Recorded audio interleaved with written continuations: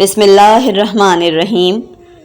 Video کو شروع کرنے سے پہلے آپ تمام دوستوں سے گزارش یہ ہے کہ ایک مرتبہ نہایت احترام کے ساتھ درود شریف پڑھ لیجئے۔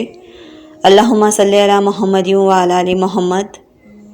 ویڈیوز اچھی لگیں تو چینل کو سبسکرائب کر لیجئے اور بیل آئیکن کو پریس کر لیجئے۔ قصہ حضرت ہود علیہ السلام اور ان کی قوم اور شدید و شداد اور علم ذات العماد کے حالات۔ اس میں دو فصلیں ہیں، ہود اور ان کی قوم کے حالات۔ ابن بابویہ اور قطب راوندی نے بیان کیا ہے کہ ہود علیہ السلام عبداللہ کے بیٹے تھے اور وہ عاد ربح کے، وہ ہلوس کے، وہ عاد کے، وہ اوس کے، وہ ارم کے اور وہ سام بن نوح کے فرزند تھے۔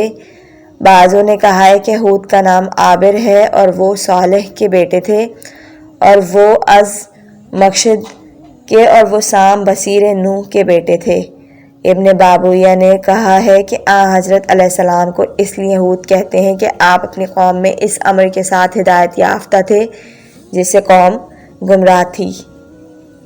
بسند معتبر حضرت صادق علیہ السلام سے منقول ہے کہ جب حضرت نوح علیہ السلام کی وفات کا وقت آیا، آپ نے اپنے شیعوں اور اطاعت کرنے والوں کو طلب کیا اور فرمایا کہ یاد رکھو، میرے بعد حجت خدا کی غیبت کا زمانہ ہے جس میں پیشوانے باطل اور بادشاہانے جابر کا غلبہ ہوگا، اور خداوند عالم تم سے اس شدت کو میرے ایک قائم کے ذریعے سے رفع کرے گا جس کا نام ہود ہوگا، جو پسندیدہ حیت اور اخلاق حمیدہ اور سکینہ وقار کا حامل ہوگا اور مجھ سے خلق و صورت میں مشابہ ہوگا۔ جب وہ ظاہر ہوگا، خداوند عالم تمہاری دشمنوں کو ہوا کے ذریعے سے ہلاک کرے گا۔ اس لیے مومنین برابر حضرت ہود علیہ السلام کے آنے کا انتظار کرتے رہے، یہاں تک کہ ایک طویل مدت گزر گئی اور بہت سے لوگ گمراہ ہو گئے۔ اس وقت خدا نے ہود علیہ السلام کو ظاہر فرمایا جبکہ وہ لوگ نا امید ہو چکے تھے، ان پر بلائیں شدید ہو گئی تھیں۔ پھر خدا نے ان کے دشمنوں کو باد عقیم کے ذریعے سے ہلاک کیا جس کو قرآن میں ذکر فرمایا ہے۔ اس کے بعد پھر غیبت طاری ہو گئی اور سرکشوں کا غلبہ ہوا، یہاں تک کہ حضرت صالح علیہ السلام ظاہر ہوئے۔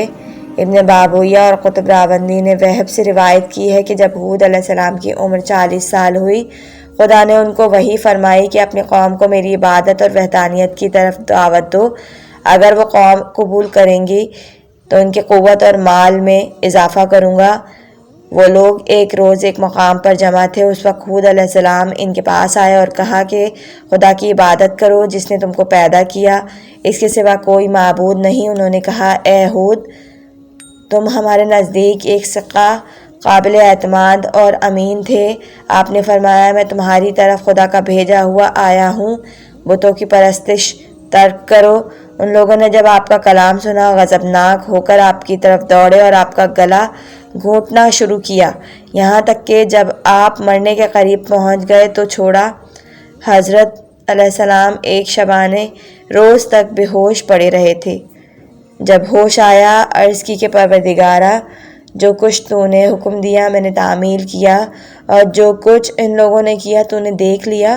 اس وقت جبرائیل علیہ السلام نازل ہوئے اور کہا کہ حق تعالیٰ نے فرمایا ہے کہ تم بددل اور رنجیدہ ہو گئے اور اپنی قوم کی ہدایت میں سستی اختیار کی، حالانکہ میں نے وعدہ کیا کہ تمہارا خوف ان کے دلوں میں ڈال دوں گا، پھر وہ لوگ تمہارے زد و کوب پر قادر نہ ہوں گے۔ یہ سن کر ہود علیہ السلام پھر اپنی قوم کی طرف آئے اور کہا، تم لوگوں نے بہت فساد اور سرکشی اختیار کی ہے۔ ان لوگوں نے کہا، ہود، ان باتوں کو ترک کرو ورنہ اس مرتبہ تم کو ایسی اذیت دیں گے کہ تم پہلی تکلیف بھول جاؤ گے۔ ہود علیہ السلام نے فرمایا، سرکشی سے باز آ جاؤ اور اپنے پروردگار سے توبہ کرو۔ پھر تو ان کے دلوں میں ہود کا رعب اور خوف قائم ہو گیا۔ انہوں نے سمجھا کہ اب ہم لوگ ہود علیہ السلام کو زد و کوب پر قادر نہیں ہیں، لہٰذا تمام قوم نے مل کر آپ کی تکلیف پر کمر باندھی۔ حضرت ہود علیہ السلام نے ان لوگوں میں نعرہ کیا جس کی شدت اور دہشت سے وہ لوگ دور ہٹ گئے۔ آپ نے فرمایا کہ تم لوگ بھی نوح علیہ السلام کی قوم کے مانند کفر پر اڑے ہو، جس طرح نوح علیہ السلام نے اپنی قوم کے لیے بد دعا کی تھی، تم لوگ اسی کے مستحق ہو کہ میں بھی بد دعا کروں۔